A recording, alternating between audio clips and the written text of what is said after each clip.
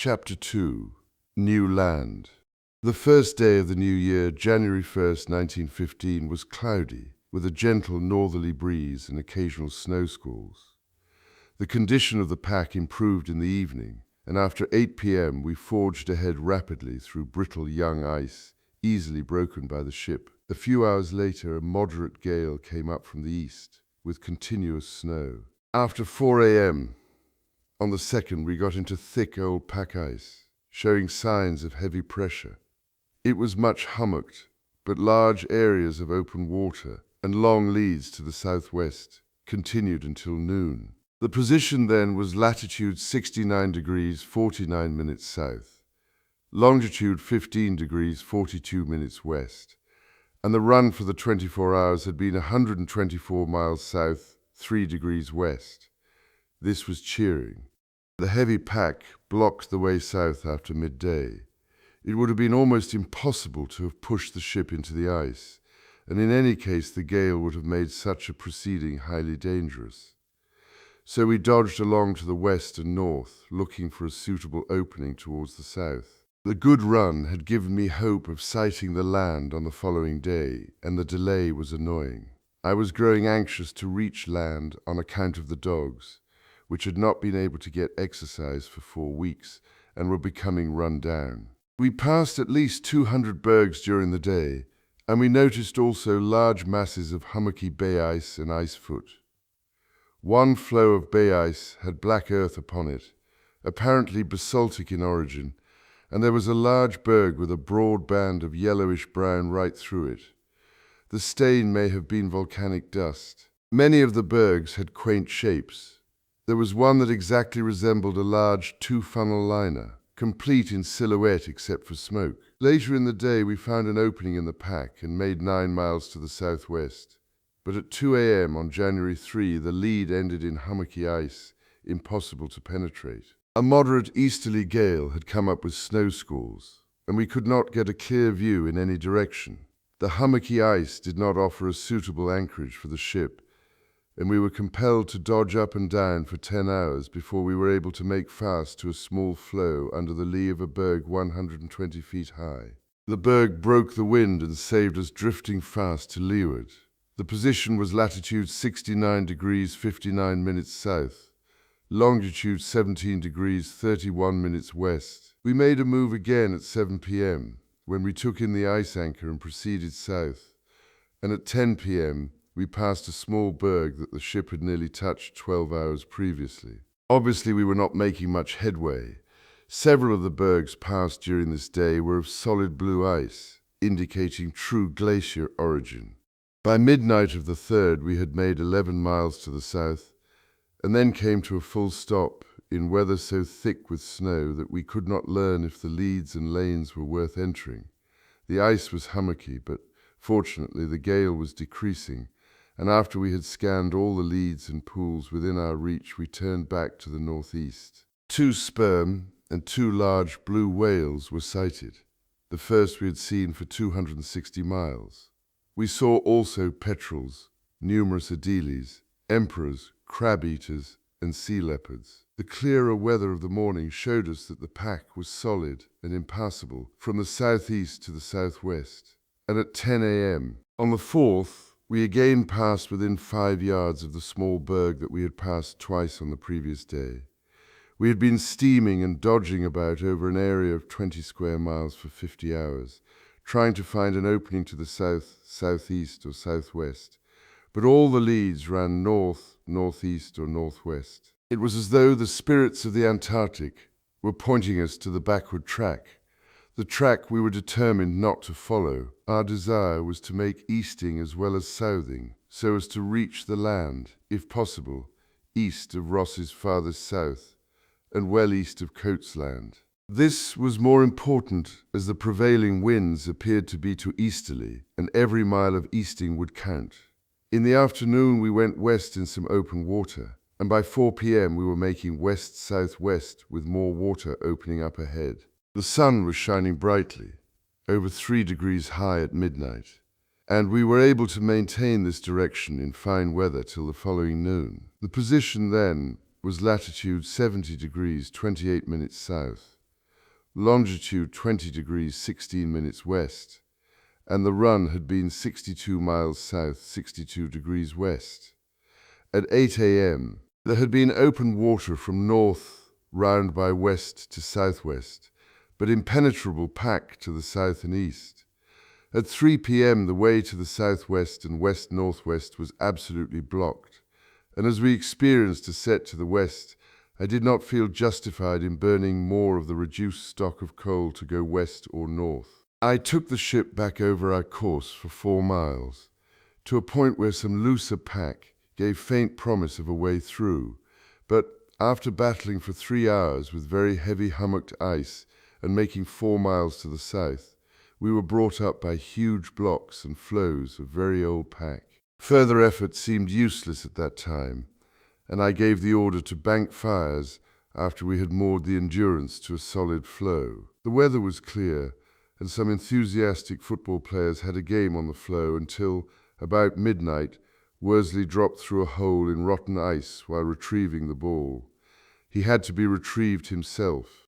Solid pack still barred the way to the south on the following morning, January 6th. There was some open water north of the floe, but as the day was calm and I did not wish to use coal in a possibly vain search for an opening to the southward, I kept the ship moored to the floe. This pause in good weather gave an opportunity to exercise the dogs, which were taken onto the floe by the men in charge of them. The excitement of the animals was intense. Several managed to get into the water, and the muzzles they were wearing did not prevent some hot fights. 2 dogs which had contrived to slip their muzzles fought themselves into an icy pool and were hauled out still locked in a grapple.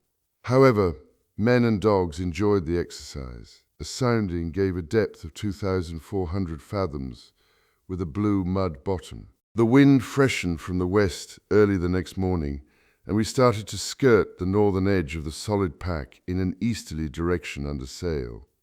We had cleared the closed pack by noon, but the outlook to the south gave small promise of useful progress, and I was anxious now to make easting. We went northeast under sail, and after making 39 miles past a peculiar berg that we had been abreast of 60 hours earlier, killer whales were becoming active around us, and I had to exercise caution in allowing anyone to leave the ship. These beasts have a habit of locating a resting seal by looking over the edge of a floe and then striking through the ice from below in search of a meal. They would not distinguish between seal and man. The noon position on January 8th was latitude 70 degrees 0 minutes south, longitude 19 degrees 9 minutes west. We had made 66 miles in a northeasterly direction during the preceding 24 hours. The course during the afternoon was east-southeast through loose pack and open water, with deep hummocky floes to the south. Several leads to the south came in view, but we held on the easterly course. The floes were becoming looser, and there were indications of open water ahead.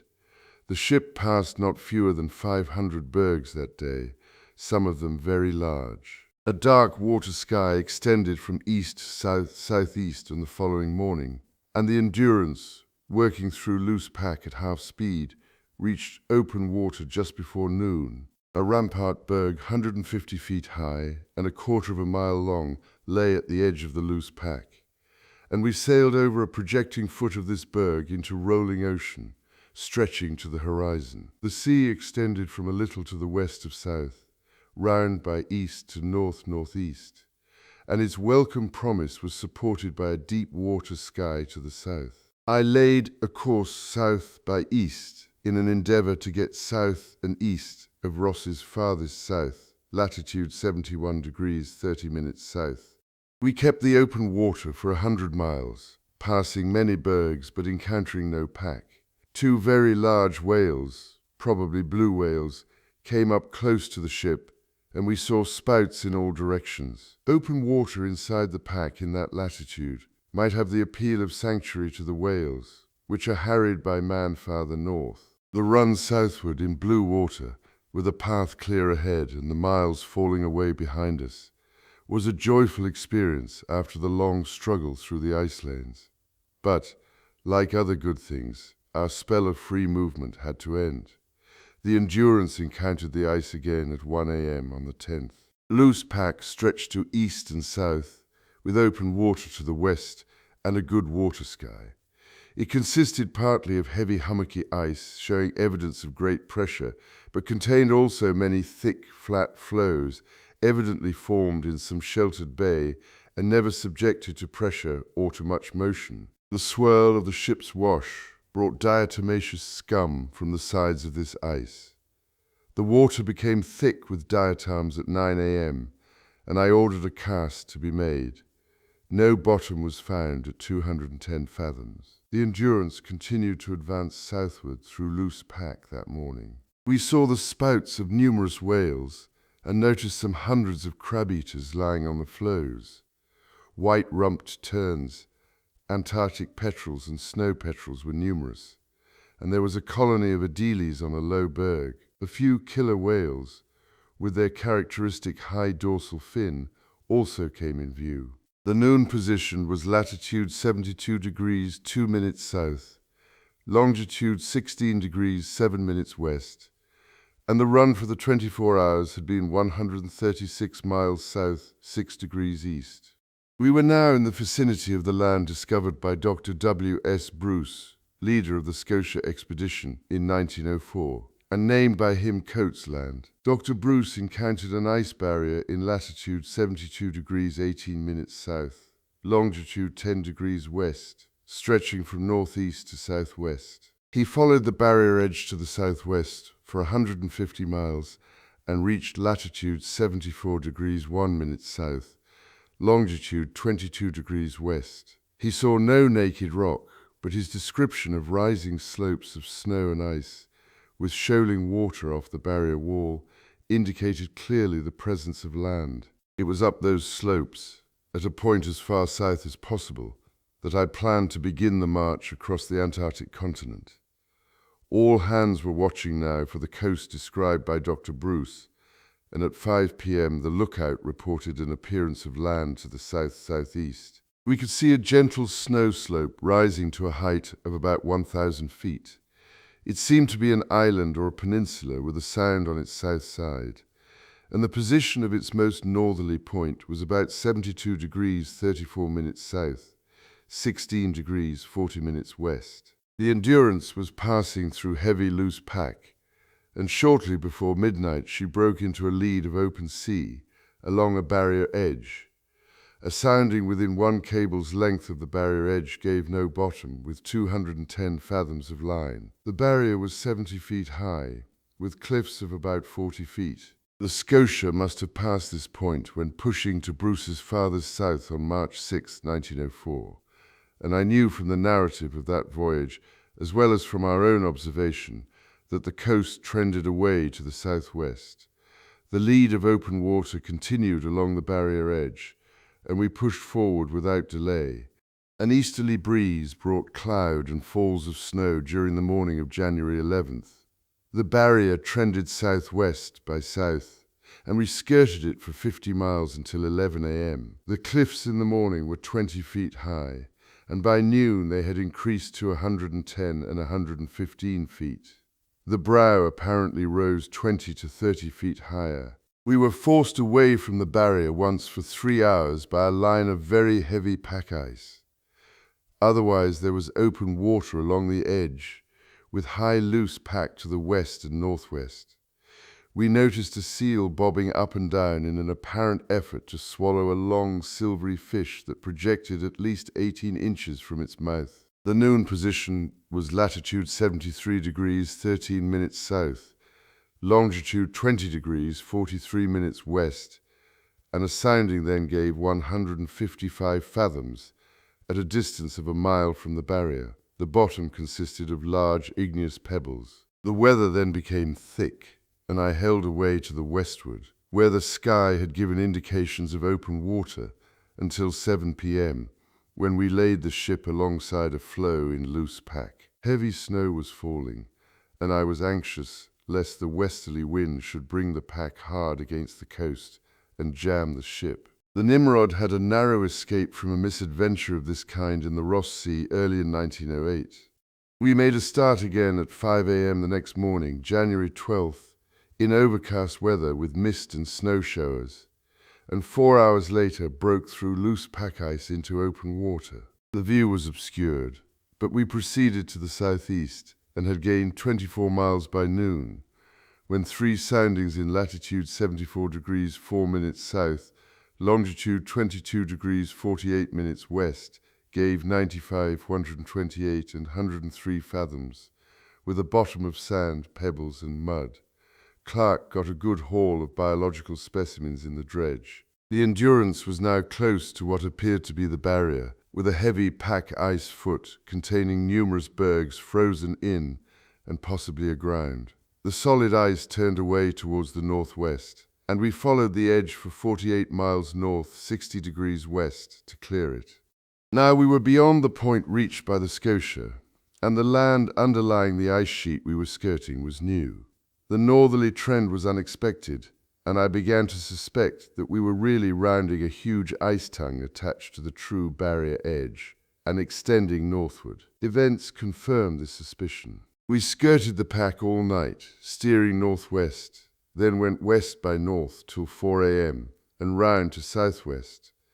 The course at 8 a.m. on the 13th was south-southwest. The barrier at midnight was low and distant, and at 8 a.m. there was merely a narrow ice foot about 200 yards across, separating it from the open water. By noon there was only an occasional shelf of ice foot. The barrier in one place came with an easy sweep to the sea. We could have landed stores there without difficulty. We made a sounding 400 feet off the barrier, but got no bottom at 676 fathoms. At 4 p.m., still following the barrier to the southwest, we reached a corner and found it receding abruptly to the southeast.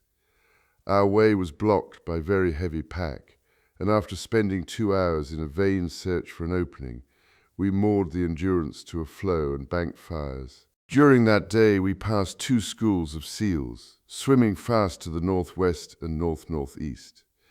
The animals swam in close order, rising and blowing like porpoises, and we wondered if there was any significance in their journey northward at that time of the year. Several young emperor penguins had been captured and brought aboard on the previous day.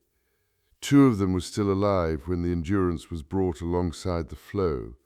They promptly hopped onto the ice, turned round, bowed gracefully 3 times, and retired to the far side of the floe. There is something curiously human about the manners and movements of these birds. I was concerned about the dogs. They were losing condition, and some of them appeared to be ailing. One dog had to be shot on the 12th. We did not move the ship on the 14th. A breeze came from the east in the evening, and under its influence, the pack began to work offshore. Before midnight, the close ice that had barred our way had opened and left a lane along the foot of the barrier. I decided to wait for the morning, not wishing to risk getting caught between the barrier and the pack in the event of the wind changing. The sounding gave 113.57 fathoms, with a bottom of glacial mud. The noon observation showed the position to be latitude 74 degrees 9 minutes south, longitude 27 degrees 16 minutes west. We cast off at 6 a.m. on the 15th in hazy weather with a northeasterly breeze, and proceeded along the barrier in open water. The course was southeast for 16 miles, then south-southeast. We now had solid pack to windward, and at 3 p.m. we passed a bight probably 10 miles deep and running to the northeast. A similar bight appeared at 6 p.m. These deep cuts strengthened the impression we had already formed that for several days we had been rounding a great mass of ice, at least 50 miles across, stretching out from the coast and possibly destined to float away at some time in the future. The soundings, roughly 200 fathoms at the landward side and 1,300 fathoms at the seaward side, suggested that this mighty projection was afloat. Seals were plentiful. We saw large numbers on the pack, and several on low parts of the barrier where the slope was easy. The ship passed through large schools of seals swimming from the barrier to the pack offshore. The animals were splashing and blowing around the Endurance, and Hurley made a record of this unusual sight with the kinematograph camera. The barrier now stretched to the southwest again. Sail was set to a fresh easterly breeze, but at 7 p.m. it had to be furled, the Endurance being held up by pack ice against the barrier for an hour. We took advantage of the pause to sound and got 268 fathoms with glacial mud and pebbles. Then a small lane appeared ahead. We pushed through at full speed, and by 8:30 p.m., the Endurance was moving southward with sails set in a fine expanse of open water. We continued to skirt the barrier in clear weather. I was watching for possible landing places, though as a matter of fact, I had no intention of landing north of Versal Bay in Luit-Pold land, except under pressure of necessity. Every mile gained towards the south meant a mile less sledging when the time came for the overland journey. Shortly before midnight on the 15th, we came abreast of the northern edge of a great glacier or overflow from the inland ice, projecting beyond the barrier into the sea. It was 400 or 500 feet high, and at its edge was a large mass of thick bay ice. The bay formed by the northern edge of this glacier would have made an excellent landing place. A flat ice foot, nearly 3 feet above sea level, looked like a natural quay. From this ice foot, a snow slope rose to the top of the barrier. The bay was protected from the southeasterly wind and was open only to the northerly wind, which is rare in those latitudes. A sounding gave 80 fathoms, indicating that the glacier was aground. I named the place Glacier Bay and had reason later to remember it with regret. The Endurance steamed along the front of this ice floe for about 17 miles. The glacier showed huge crevasses and high-pressure ridges, and appeared to run back to ice-covered slopes or hills 1,000 or 2,000 feet high. Some bays in its front were filled with smooth ice, dotted with seals and penguins. At 4 a.m., on the 16th, we reached the edge of another huge glacial overflow from the ice sheet. The ice appeared to be coming over low hills and was heavily broken. The cliff face was 250 to 350 feet high, and the ice surface 2 miles inland was probably 2,000 feet high. The cliff front showed a tide mark of about 6 feet, proving that it was not afloat. We steamed along the front of this tremendous glacier for 40 miles, and then, at 8:30 a.m., we were held up by solid pack ice, which appeared to be held by stranded bergs. The depth, 2 cables off the barrier cliff, was 134 fathoms. No further advance was possible that day, but the noon observation, which gave the position as latitude 76 degrees 27 minutes south, longitude 28 degrees 51 minutes west, showed that we had gained 124 miles to the southwest during the preceding 24 hours. The afternoon was not without incident. The bergs in the neighborhood were very large, several being over 200 feet high, and some of them were firmly aground, showing tid marks. A barrier berg bearing northwest appeared to be about 25 miles long. We pushed the ship against a small banded berg, from which Wordy secured several large lumps of biotite granite. While the Endurance was being held slow ahead against the berg, a loud crack was heard, and the geologist had to scramble aboard at once. The bands on this berg were particularly well defined. They were due to morainic action in the parent glacier. Later in the day, the easterly wind increased to a gale. Fragments of floe drifted past at about 2 knots, and the pack to leeward began to break up fast. A low berg of shallow draught drove down into the grinding pack, and smashing against 2 larger stranded bergs, pushed them off the bank. The 3 went away together pell-mell. We took shelter under the lee of a large stranded berg. A blizzard from the northeast, prevented us leaving the shelter of the berg on the following day, Sunday, January 17th. The weather was clear, but the gale drove dense clouds of snow off the land and obscured the coastline most of the time. The land, seen when the air is clear, appears higher than we thought it yesterday. Probably it rises to 3,000 feet above the head of the glacier. Caird Coast, as I have named it, connects Coatsland discovered by Bruce in 1904, with Luitpold Land, discovered by Filkner in 1912. The northern part is similar in character to Coates Land. It is fronted by an undulating barrier, the van of a mighty ice sheet that is being forced outward from the high interior of the Antarctic continent, and apparently is sweeping over low hills, plains, and shallow seas, as the great Arctic ice sheet once pressed over northern Europe. The barrier surface, seen from the sea, is of a faint golden-brown color. It terminates usually in cliffs ranging from 10 to 300 feet in height, but in a very few places sweeps down level with the sea. The cliffs are of dazzling whiteness, with wonderful blue shadows. Far inland higher slopes can be seen, appearing like dim blue or faint golden fleecy clouds. These distant slopes have increased in nearness and clearness as we have come to the southwest, while the barrier cliffs here are higher and apparently firmer. We are now close to the junction with Luitpold Land. At this southern end of the Caird coast, the ice sheet, undulating over the hidden and imprisoned land, is bursting down a steep slope in tremendous glaciers, bristling with ridges and spikes of ice and seamed by thousands of crevasses. Along the whole length of the coast we have seen no bare land or rock. Not as much as a solitary nunatak has appeared to relieve the surface of ice and snow, but the upward sweep of the ice slopes towards the horizon and the ridges, terraces, and crevasses that appear as the ice approaches the sea tell of the hills and valleys that lie below. Trying to cut a way for the ship through the ice to a lead ahead, February 14th, 1915. The Endurance lay under the lee of the stranded berg until 7 a.m. on January 18th.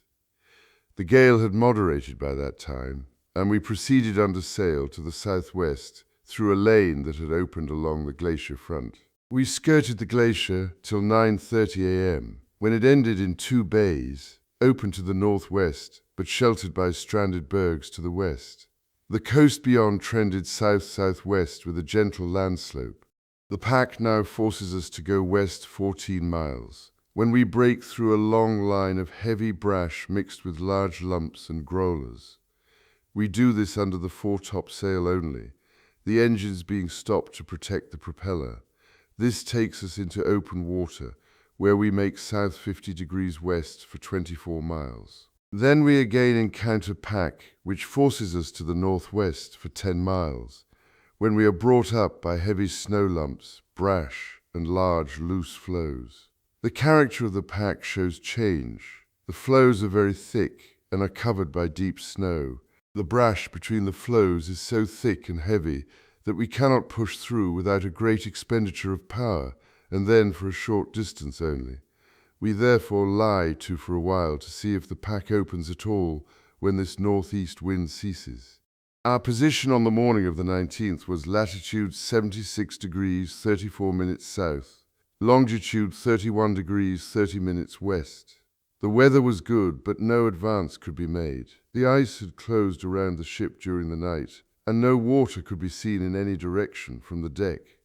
A few lanes were in sight from the masthead. We sounded in 312 fathoms, finding mud, sand, and pebbles. The land showed faintly to the east. We waited for the conditions to improve, and the scientists took the opportunity to dredge for biological and geological specimens. During the night, a moderate northeasterly gale sprang up, and a survey of the position on the 20th showed that the ship was firmly beset. The ice was packed heavily and firmly all round the Endurance in every direction, as far as the eye could reach from the masthead. There was nothing to be done till the conditions changed, and we waited through that day and the succeeding days with increasing anxiety. The east-northeasterly gale that had forced us to take shelter behind the stranded berg on the 16th had veered later to the northeast, and it continued with varying intensity until the 22nd. Apparently this wind had crowded the ice into the bight of the Weddell Sea, and the ship was now drifting southwest with the floes which had enclosed it.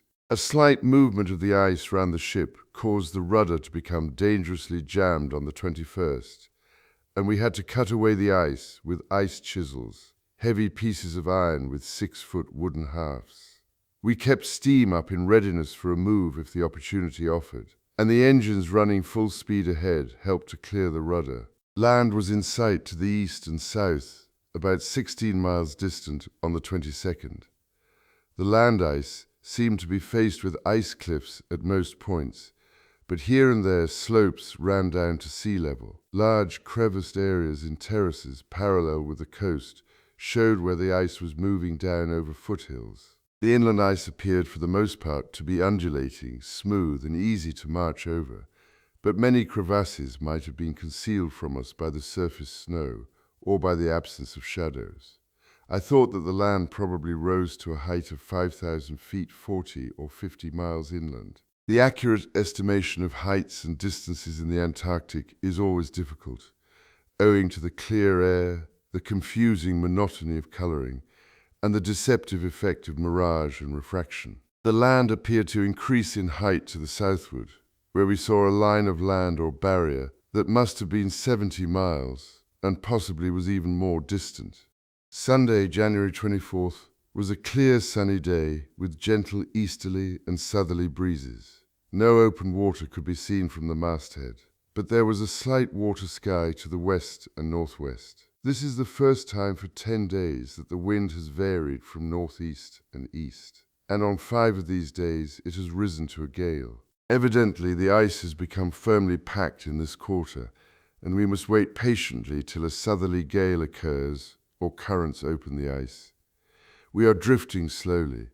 The position today was 76 degrees 49 minutes south, 33 degrees 51 minutes west. Worsley and James, working on the floe with a Q magnetometer, found the variation to be 6 degrees west. Just before midnight, a crack developed in the ice 5 yards wide and a mile long, 50 yards ahead of the ship.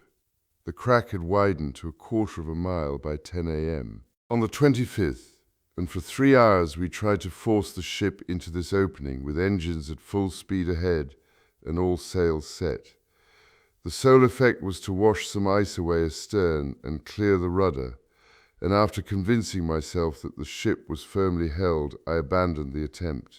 Later in the day, Crean and 2 other men were over the side on a stage, chipping at a large piece of ice that had got under the ship and appeared to be impeding her movement.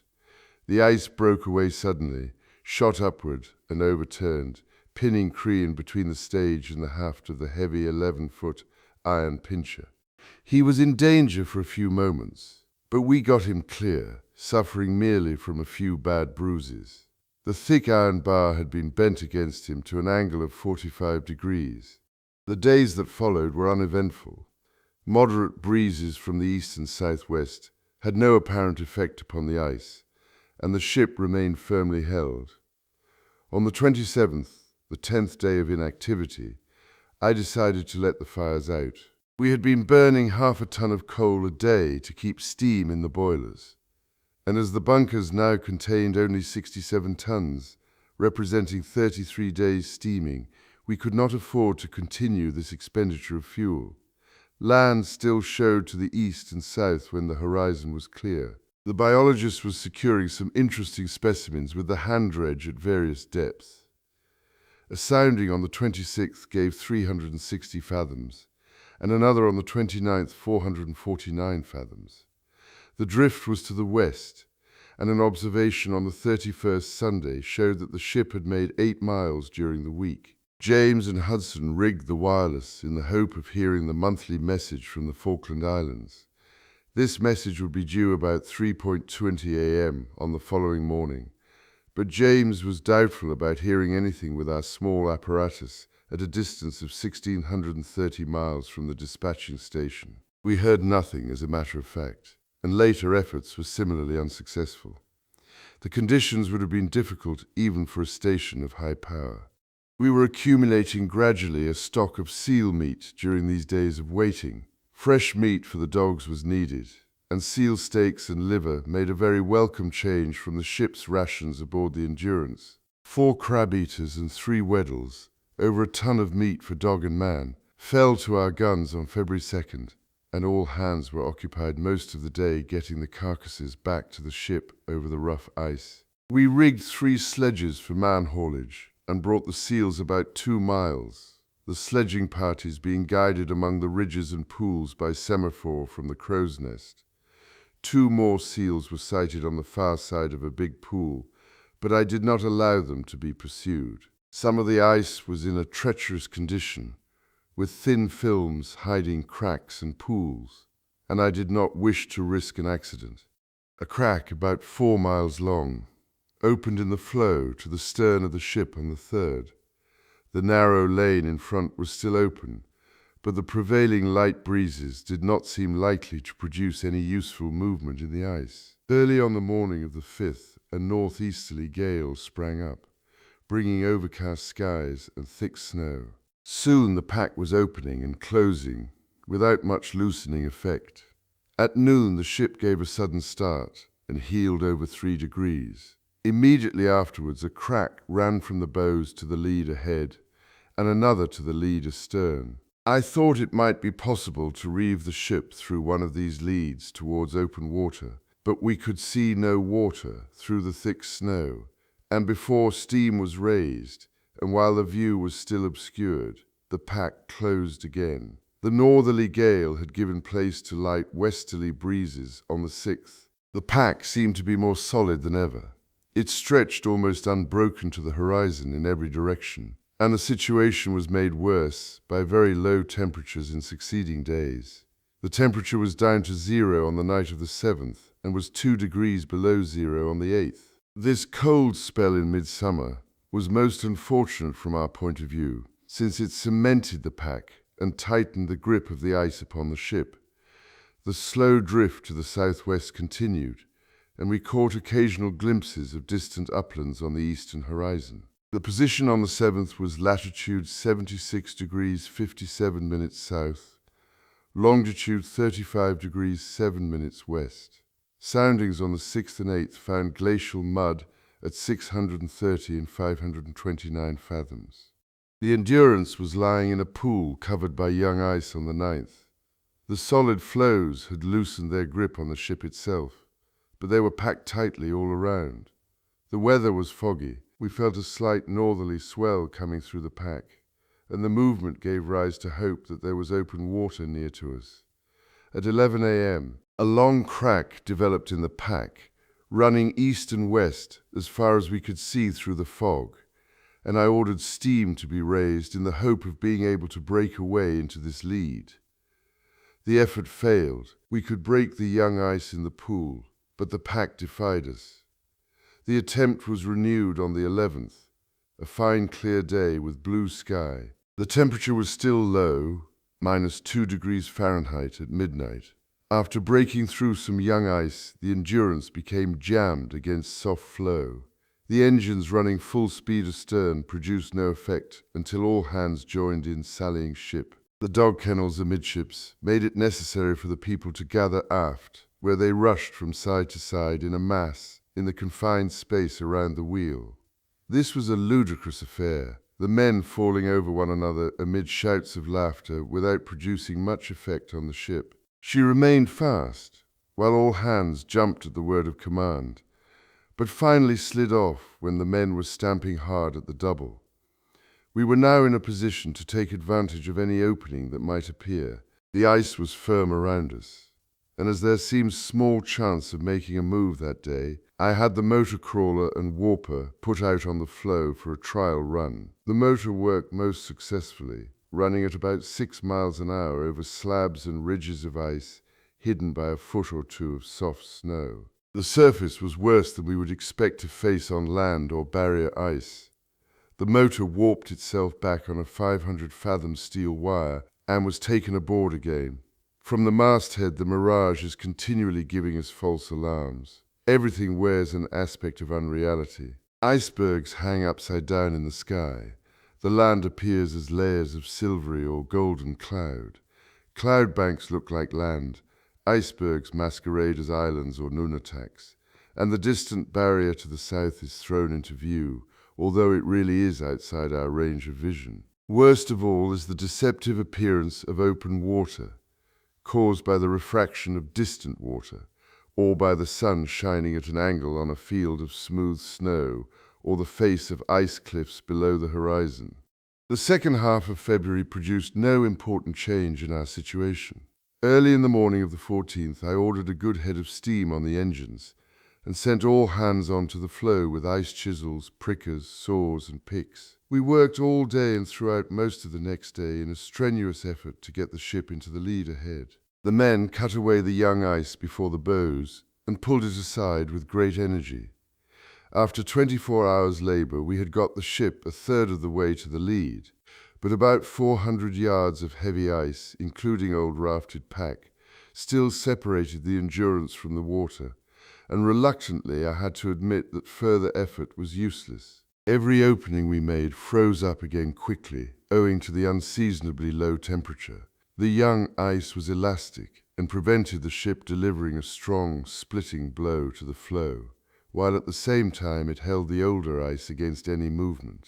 The abandonment of the attack was a great disappointment to all hands. The men had worked long hours without thought of rest, and they deserved success. But the task was beyond our powers. I had not abandoned hope of getting clear, but was counting now on the possibility of having to spend a winter in the inhospitable arms of the pack. The sun, which had been above the horizon for 2 months, set at midnight on the 17th, and, although it would not disappear until April, its slanting rays warned us of the approach of winter. Pools and leads appeared occasionally, but they froze over very quickly. We continued to accumulate a supply of seal meat and blubber, and the excursions across the floes to shoot and bring in the seals provided welcome exercise for all hands. 3 crab-eater cows shot on the 21st were not accompanied by a bull, and blood was to be seen about the hole from which they had crawled. We surmised that the bull had become the prey of one of the killer whales. These aggressive creatures were to be seen often in the lanes and pools, and we were always distrustful of their ability or willingness to discriminate between seal and man. A lizard-like head would show while the killer gazed along the floe with wicked eyes. Then the brute would dive, to come up a few moments later, perhaps, under some unfortunate seal reposing on the ice. Worsley examined a spot where a killer had smashed a hole 8 feet by 12 feet in 12.5 inches of hard ice, covered by 2.5 inches of snow. Big blocks of ice had been tossed onto the floe surface. Wordy, engaged in measuring the thickness of young ice, went through to his waist one day just as a killer rose to blow in the adjacent lead. His companions pulled him out hurriedly. On the 22nd, the Endurance reached the farthest south point of her drift, touching the 77th parallel of latitude in longitude 35 degrees west. The summer had gone. Indeed, the summer had scarcely been with us at all. The temperatures were low day and night, and the pack was freezing solidly around the ship. The thermometer recorded 10 degrees below 0 Fahrenheit at 2 a.m. on the 22nd. Some hours earlier, we had watched a wonderful golden mist to the southward, where the rays of the declining sun shone through vapor rising from the ice. All normal standards of perspective vanish under such conditions, and the low ridges of the pack, with mist lying between them, gave the illusion of a wilderness of mountain peaks like the Bernese Oberland. I could not doubt now that the Endurance was confined for the winter. Gentle breezes from the east, south, and southwest did not disturb the hardening floes.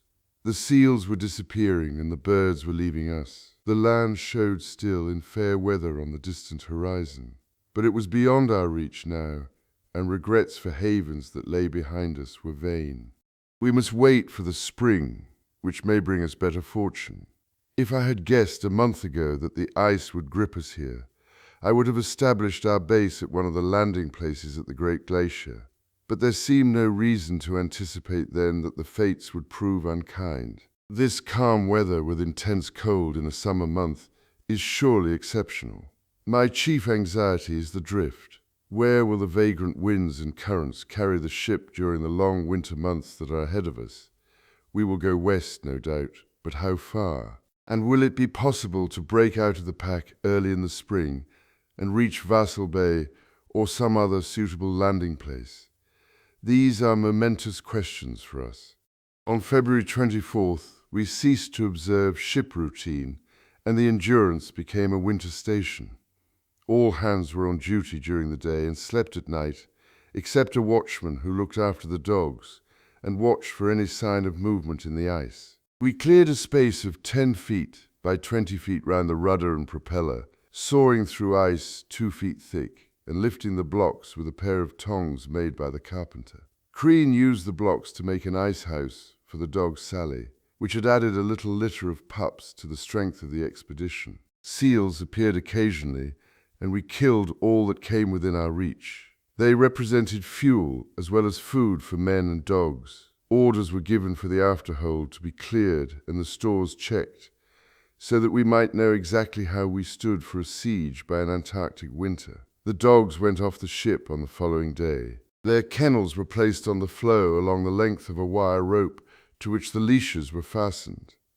The dogs seemed heartily glad to leave the ship and yelped loudly and joyously as they were moved to their new quarters. We had begun the training of teams, and already there was keen rivalry between the drivers. The flat floes and frozen leads in the neighborhood of the ship made excellent training grounds. Hockey and football on the floe were our chief recreations, and all hands joined in many a strenuous game. The dying sun. The Endurance firmly frozen in. Worsley took a party to the floe on the 26th and started building a line of igloos and dogloos round the ship. These little buildings were constructed, Eskimo fashion, of big blocks of ice with thin sheets for the roofs. Boards or frozen sealskins were placed over all. Snow was piled on top and pressed into the joints, and then water was thrown over the structures to make everything firm. The ice was packed down flat inside and covered with snow for the dogs, which preferred, however, to sleep outside except when the weather was extraordinarily severe. The tethering of the dogs was a simple matter. The end of a chain was buried about 8 inches in the snow. Some fragments of ice were pressed around it, and a little water poured over all. The icy breath of the Antarctic cemented it in a few moments. 4 dogs, which had been ailing, were shot. Some of the dogs were suffering badly from worms, and the remedies at our disposal, unfortunately, were not effective. All the fit dogs were being exercised in the sledges, and they took to the work with enthusiasm. Sometimes their eagerness to be off and away produced laughable results, but the drivers learned to be alert. The wireless apparatus was still rigged, but we listened in vain for the Saturday night time signals from New Year Island, ordered for our benefit by the Argentine government.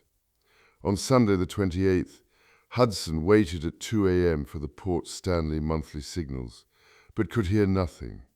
Evidently the distances were too great for our small plant.